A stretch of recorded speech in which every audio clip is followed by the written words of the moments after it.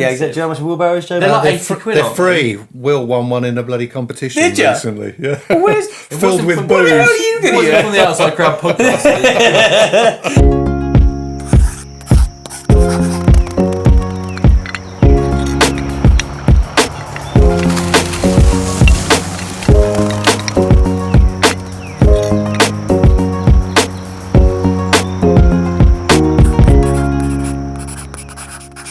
Welcome, everybody, to another Outside Crowd podcast. And here with Ryan, Yo! Billy, Hello. and last time we had a bit of a rant about the environment and climate change and various other things. We quite enjoyed it. Yeah, to be fair, it was It was nice. quite cathartic, so we were going to carry on a bit more of a rant and just talk about, the environment, climate, how it affects our work, and see where it takes us again a little bit, because we were going to have a bit more structure last time, but it seemed to go off into avenues that we weren't quite expecting, which is always a good thing, keeps it spontaneous. So we're let's see where we get on to. So right then, Ryan, how do you find working, well, first of all, have you found that the climate and working outdoors has got harder due to the climate over the last few years? The only reason when I say so harder, I think what it is we've changed. We've changed. When I started the company out, I had a look at what should I be doing different now to 10 years beforehand. And I've said it before about our sub bases being 150 millimeters thick, and that is due to the ground conditions. That's due to the wetter winters and the hotter summers. So, when people are still doing 100 mil, that's a minimum measurement, by the way, minimum 100 mil. They're doing 100 millimeter of sub base and laying their patio, and it fails. It's because we're having more extreme heat. So I guess, has it been difficult? It's the only difficulty that I'm having is explaining that my quotations aren't the same as what other people are quoting, and the reasons behind that are for exactly what we're having now. And also with landscapes, where does the water go? Where does the water go? We're quoting a project for a driveway, and I advised the client that we can't have the water run off the driveway onto the road, and we had to put an echo channel in. Someone else didn't mention that. I said, well, that's okay. Well, I'm telling you that's what we have to do. Where's that water going to go? It's like, well, we can't reach the drains. We can't reach the drains with the falls we've got. So what we're going to have to do is we're going to have to quote you for a soakaway, the going under the flower bed.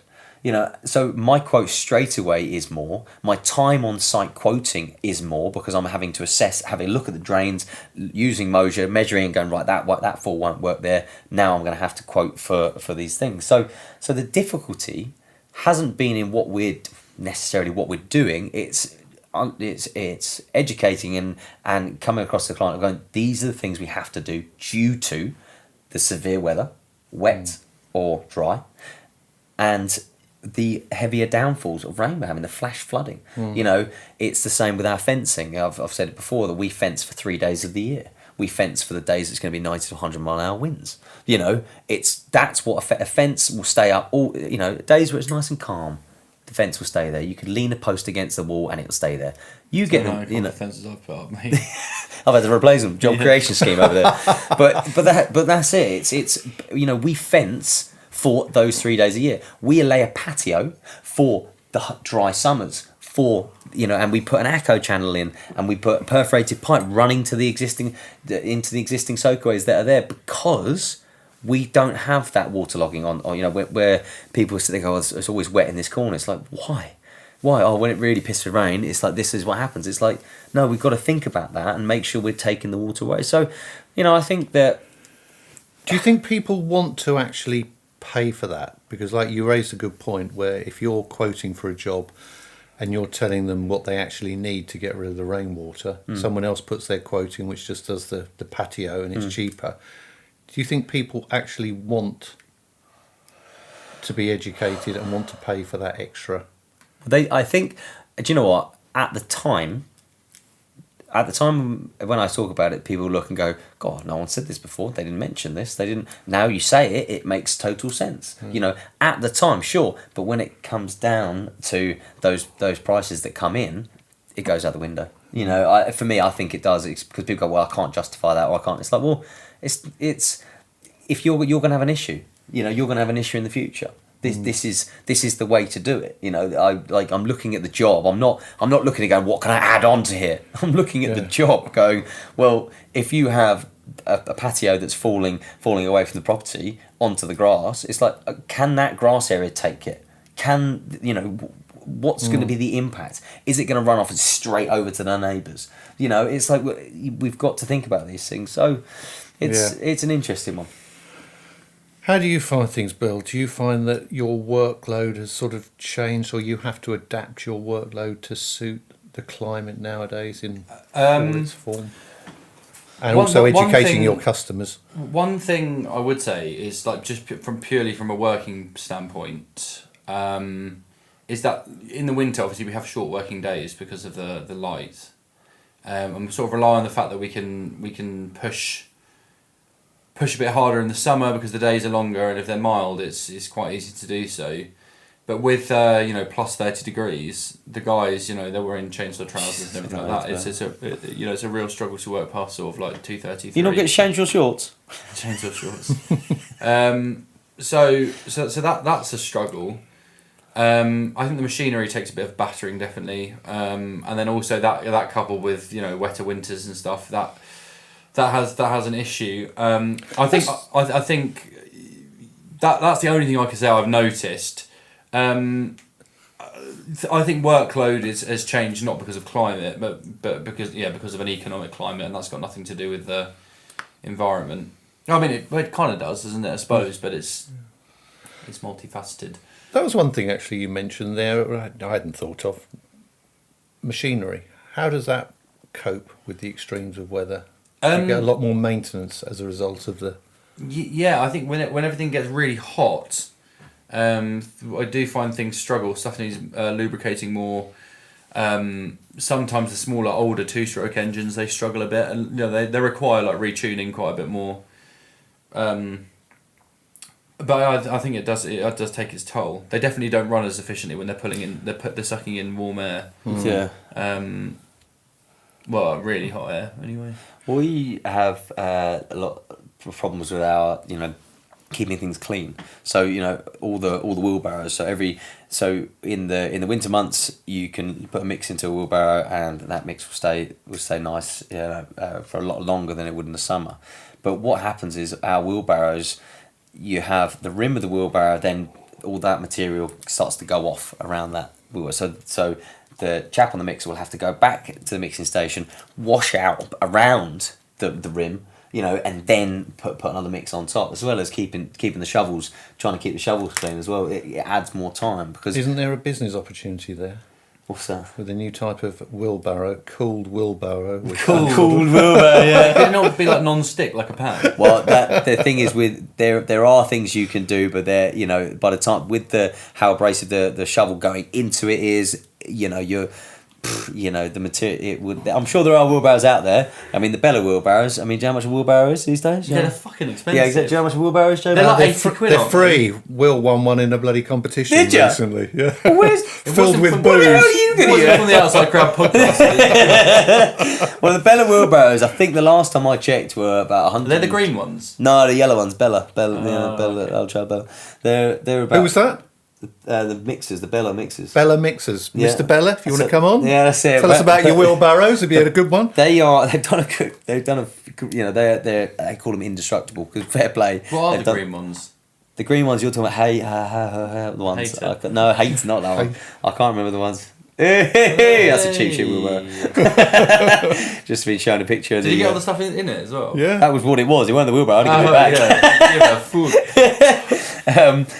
But the Bella wheelbarrows, we don't use them. I don't like them because they're too wide, and you can't get, unless you're moving soil constantly. You know, I'm not. They don't really work for me.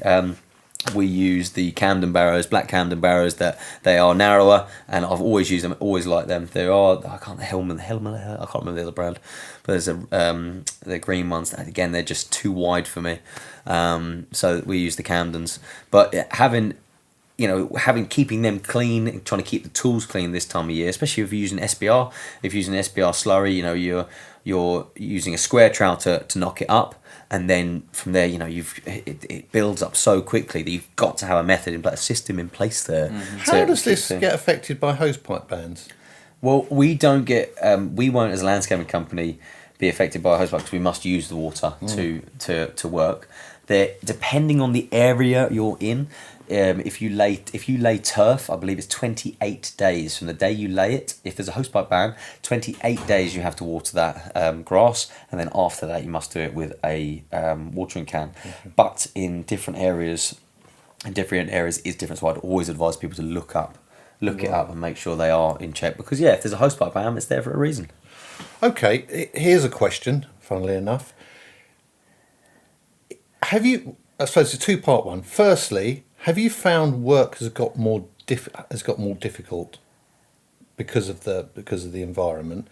And if the environment is changed, the climate is changing, what do you think that government and policies could be brought in that would help make your job, running your business, easier? I don't know if that's a tough question or not, but are there things that you would like to see that would help you? It's an interesting topic, because I think, like, purely for my industry, if council tree restrictions were adhered to and they were more legislated or regulated, then I think it would kind of boot out a lot of cowboys from our industry. Yeah. And if we had a more symbiotic relationship with the things that we're working on, i.e. trees and shrubs, then it would push for a more responsible way of working. And I think as time goes on and the environment becomes more important to us, and especially having trees in the garden, I think it could be really helpful for having a more, regulated, industry, which it is. No, tree work is highly unregulated, but it's like I was saying on the last podcast.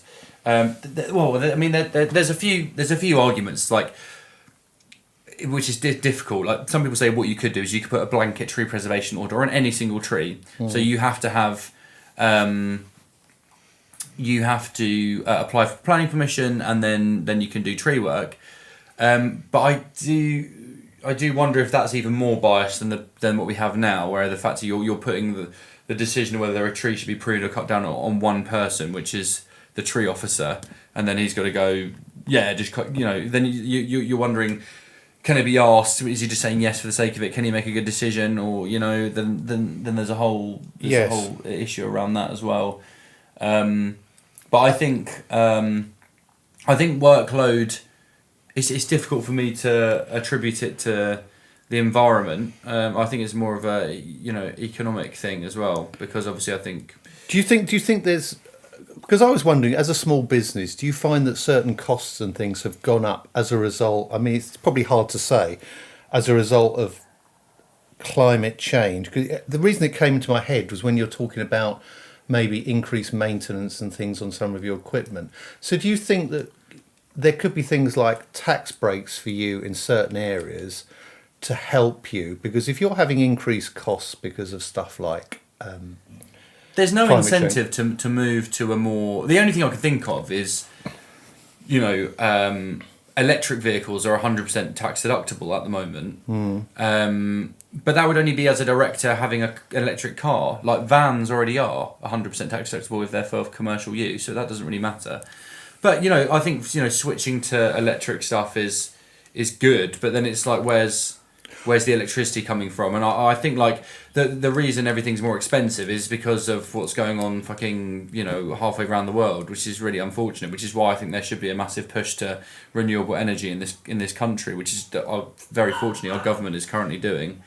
But I think we've got to get away from using oil, not just for the sake of the environment, but for the sake of one for British industry investing in UK power, wind, solar, wave power, that sort of thing, Just and then energy also sufficient. and then also. Yeah, because I mean, like, look, Donald Trump does one thing, and then we're all fucking paying 20p more a litre. Companies are struggling, all that sort of stuff. Like, why the hell are we beholden to these people? Yeah, well, we shouldn't. When we should actually, I mean, the idea of the Labour government at the moment is that we put money into industry in this country, and that would be making solar farms. I think he's got rid of recently there was a blockade on basically having onshore wind farms, which is people were quite against because of the way they look and concerns over them hitting birds and whatnot. But so they were all currently offshore, but they've said that actually we're going to start doing it onshore now. And then if we could move this country to 100% renewable, then also we could look at because I'm not being funny, but like what we do all day is we attach a diesel chipper onto the back of our big old van, and we drive to trees and we cut them with 2-stroke chainsaws, and it is hardly the most environmentally friendly practice. I mean, it can be, because if you can retain trees, and then there's how much carbon are you saving that way. But a lot of electric as well. So a lot of electric top handles as well. Electric top handles, but it's just not there yet. You've got to then have like a leisure battery, which is then charging all the stuff, because you can't just refuel or whatever. Yeah. So it has to be all integrated, and this country's not quite there yet. And it'd be amazing if it was, because I've used top handle chainsaws, and you even got to have ear defenders on, because then you can still speak and stuff, because they don't make a noise. Well, the electric ones, but do you, the electric ones, yeah. But you don't get any help from government, do you? To actually, from in terms of grants or tax relief and stuff. There's no incentive. But if there is, I don't know about them. Yeah, you should get something. Yeah, I was just thinking about. How, if there is anything, right now with the electric stuff, it might not be just out there. It's got to be around the corner. It does. I mean, how far things have come from, having battery powered drills. How far they've come. Battery powered drills. What was the other one? Petrol drill. Cool. No, sorry. Yeah, but there would be. There was a petrol drill, lad. Of course there was. You're mad. Yeah, and there was a hammer and nail. A big one, maybe. Not handheld ones. Lad, there was no. Well, they would be handheld. No. Yes, really? lad. I'm telling you. Yeah. So, but how far the batteries have come. Fuck you. How far the batteries have come. It's come a long way. But I, especially the chop saw that we're using. Chop saws that I've used in the past. We haven't got a battery powered one ourselves just yet. But apologies, Rabbit's got one actually. But that they are so much better. But for me, it's like, could there not be a grant to have a look at all of your kit bill and be like, right, okay, we have to use the bigger chainsaws. They have to be it has to be petrol, because you need a bigger engine for that. But using an old saw that isn't as fuel efficient and isn't as is there not a chance for you to go, right, I'm going to trade in all of my saws, and to get newer saws. I do honestly think, though, for like a small business like ours, it's kind of like besides the point, really. Like I think having a shift to having a more environmentally focused company. I think probably the last thing I would think about is what my chainsaws are running. Yeah. Like, it would be more like, are we being responsible in the tree work that we're advising people to do? Are we like doing like replanting schemes? Yeah. Are we not chopping trees down for the sake of money? Yeah. Like, I think those kind of things are going to have a much bigger impact. And when because like, if regardless if there's a government grant or not, to ask my company, which is not like, we're not like a big multi-conglomerate or anything, to get rid of all my equipment, which has got to, you've also got to think about the cost of how much does it cost to make the lithium-ion battery. Yeah.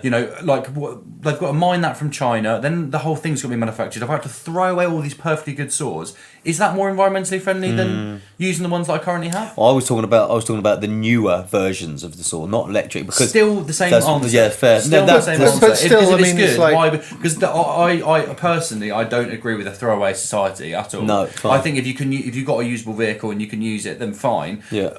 Maybe you're not in cities, because obviously you've got the whole issue with like people getting cancer and stuff from. Yeah. Do you think there should be more grants maybe to support training within your companies? I think grants for education would be far more beneficial to educate people into responsible working, and that goes into every part of it. Like, and even if It's even like the stuff that we do together. If there was grants for, helping business owners, make a business that's profitable, but also it has a concern, and ethical, basically, then surely the whole world's going to be a better place. You've got responsible, educated companies that are able to make a profit and also do responsible work.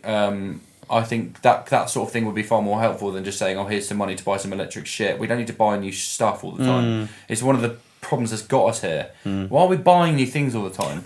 So thinking back, it'd be like, if, say, for example, your big saw breaks, and you're like, right, that saw is now... That is fair enough. That's what I'm thinking. But then also you've got to think, okay, you've got to do the thing of like, would it be more beneficial to the environment if I actually just fixed this? Or so what I'm saying is, say for example, it becomes beyond fixable. It's like at some point you've got to replace it. But you've got to replace it. Now there's two things you can do. You can buy one that is you can either go second hand, whatever, you go second hand, and buy one to replace it with, or it's like actually what's more appealing is the brand spanking new one that has as X reduction off it because you're replacing that saw, and you're putting that into your company. It's like, well, there you go. I can actually, I'm going to more entice to buy something here than, and that's going to be more fuel efficient across the board. I must admit, because there's always going to be, everything's got a shelf life and things have got to be changed at some point. So if they could give any sort of any incentives to, if you are going to change, then to incentivize electrical. I'm not sure there's enough. But it also, what it also does, if say for example you did that, what it would do is it would incentivize company. I know that the companies are now already going to we need to make it more fuel efficient, but this gives another shit. If we have the most fuel efficient saw, that them saws are going to be sold more. Tool. So it gives hang on a minute. This ticks the box of the government can give X amount for that. People are going to make more saws like that.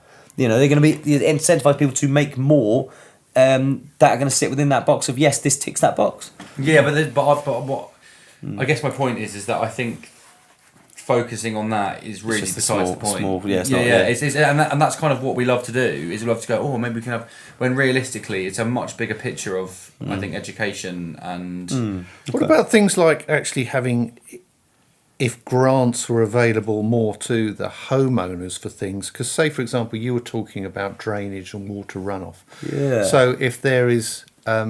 Like they would do for farmyards and stuff like that. Yeah, so if you don't cut your hedges, then you get or you actually get so with regards to water runoff on your patio, you get grey water systems and sort of surface water collection in devices so that you can store water on your own property. So it's not just going straight into the system. So if grants were available to domestic customers for implementing that sort of stuff, do you think, and not just that, but other areas as well, do you think money would be better spent on incentivising homeowners in terms of how they, and then you can advise them how best they can spend that money? Well, I think it's a better way of spending. I definitely grants? think so, and I definitely think so because we have so much rainwater go straight into the system and disappears, and now you have a hosepipe ban. Everyone's up in arms, going, "Oh, for God's sake!" It's like, well, look. If you had a tank, and took all the rainwater that just disappeared everywhere and had it in your garden, you wouldn't have to worry about it. Yeah. So I think and I'd like to think there is one out there already. But if there's there are water systems out there for water systems in place. There's water systems in place, Bill. Being able to we haven't had rain for a long time, but having these tanks built in around Yeah, I mean, much bigger, because what most people do is like we've got here, we got, say, 3 water butts. Yeah.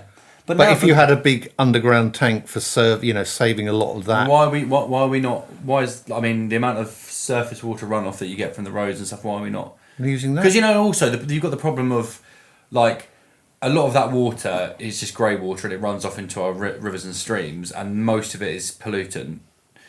Could we not be running that off? And I don't know what we do. To be honest, I'm saying this, but I actually don't know what we do. But I know a lot of it does go into the rivers and streams. Yeah, a lot Can of we it not will. be putting this into a central thing within towns that then is filtered? Yeah. And But if you had an underground reservoirs. tank, Why are we not building reservoirs anymore? what are they? That's a great idea. We never fucking build reservoirs anymore, do we? And then Everyone always got your water's low and all that shit. we've And then got it's like, nobody well, left. why are we not building reservoirs? I think but then there maybe are there's an some. environmental impact within just fucking flooding a load. But I mean, even from a personal perspective, you think if you're building new houses and you've got a driveway, surely you'd be thinking, isn't that the ideal place where you could put some underground water storage? I mean, I'm talking off the top of my head there. Yeah. But then you can have things in there which could like filter it to make it a bit cleaner for reuse and a pump coming out. It can't be mega expensive to do that sort of stuff. is. Oh yeah, definitely. But especially when you're doing it. No, But yeah, no, but probably if you're only doing one off, if you start actually implementing it as a policy across lots of houses and there's more demand for it, then you're going to get Well, the you cost. do also have to do the cost calculation, wouldn't Well, you, of the savings. but- And then also, I suppose, like, you know, like, well, you know, the things like solar. Yeah. Solar's like, you know, if you when you're producing a positive, because you know they can't store Yeah, it energy goes at the into the moment, grid. and they talk about you get paid for putting the money Yeah. back into the grid. Could you not do something like that with water? Yeah, I mean, I'm sure there's other ideas, but it just seems like we don't have much. I mean, because I see the amount of water that gets wasted around this house or goes missing, basically because we've only got 3 water butts. Well, that's that. So as I sit here, I'm thinking that there's a lot of thinner tanks at the moment. So you could line a wall with it. The outside of a wall, you could line a wall. You could then go insulation straight away. You've got that thick bit of insulation because you've got the water system. Water's very cold though, isn't it? It holds on to cold for much longer. That's very true. On the Yeah. outside, if I may, no. So that boiling hot in the summer, could yeah, but that could be freezing cold in the that winter. That could be. I'm just thinking about building raised beds, out of a recycled material that could hold water. You have a raised bed that your water system feeds to, and you have 6 raised beds that are just water tanks. The whole way around. Like why not? Why not? You could make a shed. You could build a shed. But the shed could be built and made out of. It could be. Why not? Why not 100 mil thick, 100 mil wide? And how much does a water tank hold? How much does a water butt hold? And how much could that shed hold? Yeah, no, We're just listen. It's just. Oh my god! Let him loose. Billy's stifling creative ideas No, here. What about if the radiators were full of water?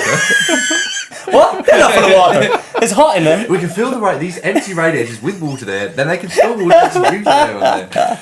No, but I think the Brilliant. big thing is everyone's aware that there's a whole load of stuff that we can do, just simple things around that, Fuck. to improve stuff. We can see stuff is being wasted and you could actually improve that quite easily.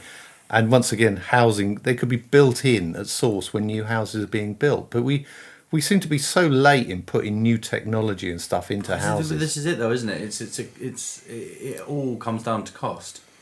And it's like, if for example, let's say you built some new builds and they had water recycling tanks, they had solar panels, everything like that. To the buyer, is that a value to them?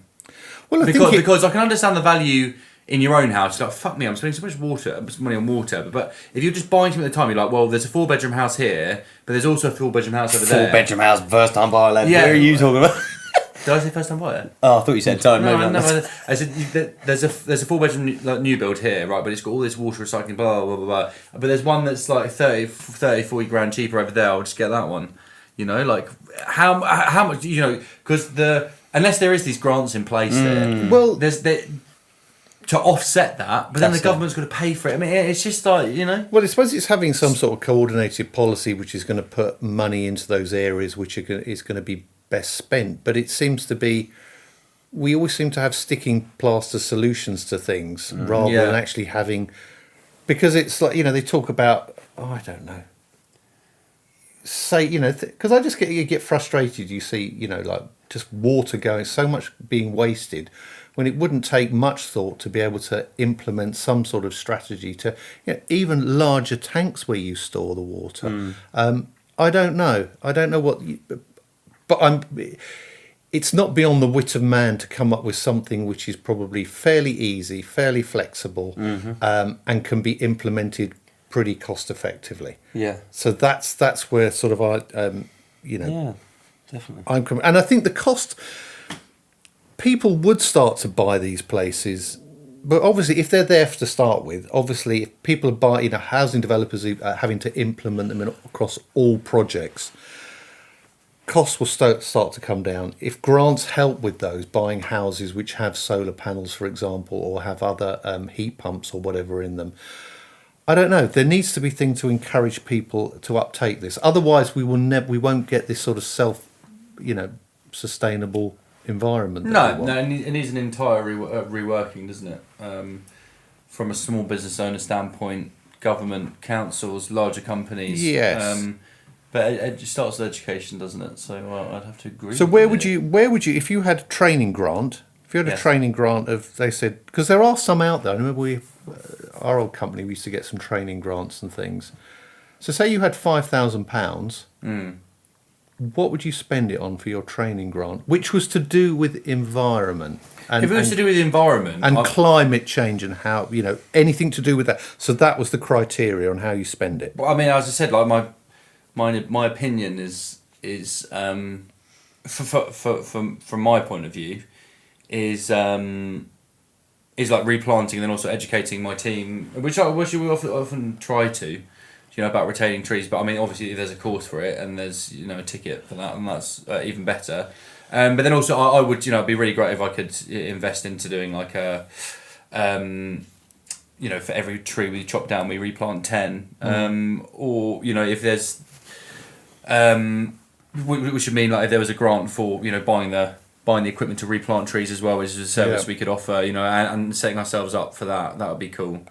So it was just a bit more of like a fully rounded service where it's like we've got a really educated team of people here who can advise you whether something actually really is dangerous or not, and we can work on site on that, and which we do anyway. But there's always more that can be done, and then also like if we do this, we replant, and there's a grant for that, and so it doesn't become a costly thing. And you can say to the customer, "This is, what's the word I'm looking? Subsidised by the government. So you've only got to pay a small amount. We replant 3 trees here, and then if there was if it wasn't so much of a financial cost. I mean, because so what about you, Rye? If you had £5,000 given to you as a grant, you get a new wheelbarrow there and make these water tanks. Where would you like to spend it? Education, upgrading your equipment. Where would I spend it? I think about we were just talking about the education. Paid, leave me alone. So I would talking about that educational side of things. I think I'd put the team through the education on. Is this what does a sustainable material look like? What is the impact of using porcelain? What is the impact of going to natural stone? What advice would you give to the client? So it is. I think just discussing the educational side of things, it'd be being able to give the guys that knowledge, sharing that, getting someone to share the knowledge of this is what we want to do and this is why we're doing it. I think that's where I'd go with that. Talking about the education. Well, if I had £5,000, I think I'd do what you said, but I'd go on holiday. You go on holiday all the time anyway, mate. So. Says another one. You. Actually, you two go on holiday a lot. I think the big thing with this, I think there should be more. Yeah, that's true. I'm fucking talking about fucking environment. I'm on a plane every other. Yeah, exactly. That's true. Walk. I'll be away all year. Anyway, we're getting to the end of our time. I mean, I think there should be more grants. I think there should be help for. I always think there should be help for small businesses, and if the government or local authorities can focus that into certain areas like climate, how it affects you. Because if you do have to buy things like new equipment, why shouldn't you get some subsidies to help you? They give subsidies to help people buy electric cars, or they certainly were, and there were things for solar panels. So why would people, like you, small businesses who need that bit of help?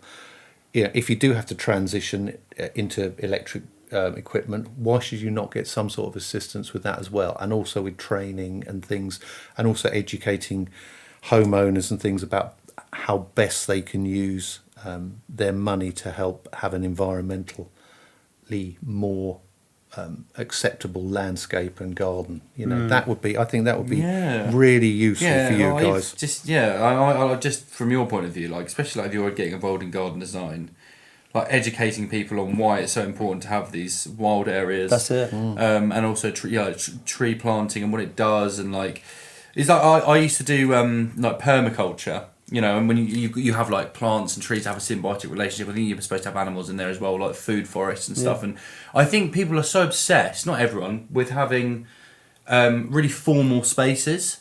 You know, grass, neatly mowed grass, the fucking bowl screen. Oh, we spoke about this. We spoke about this last week. Yeah, and then the very, you know, you have some flowers in there, but everything's all segmented, and then some bark down or whatever it is. But if you have some truly wild spaces with like wild flower meadows and stuff like that, and using natural stuff, and then a pond, you know, all that sort of stuff. Yeah, and like I love a wild, chaotic looking garden. I love it. I always have done. And you can have some formality within that. You know, some organised chaos, organised chaos, which I think is great.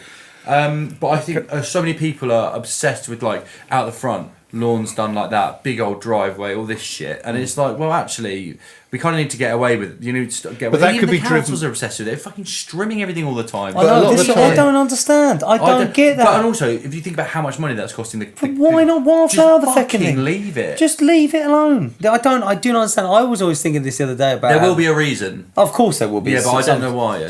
We're supposed to be wrapping it up. Sorry, go for it. So I'm being told off part 3 there. I'm being told off by our executive producer. So we are. Fucking sheds. But anyway, once again, you know, we have a usual chat here. We've enjoyed it, and thanks to everyone for listening in. Thanks to Ryan. Any final comments? No, I'll see you next time. Oh no, Billy. Thanks a lot, guys. Cheers. Yeah, thanks, guys, for listening in. Yeah, put a good comment on Instagram. Say something nice about us. Get your friends to listen. Share it. Get this podcast built up. You know, we want to. It is the UK's premier landscaping tree surgery business podcast. Yeah, come on. It's the one and only. One and only. That's it. That's why it's got to be the premier. And we'll see you next time for another Outside Crowd podcast.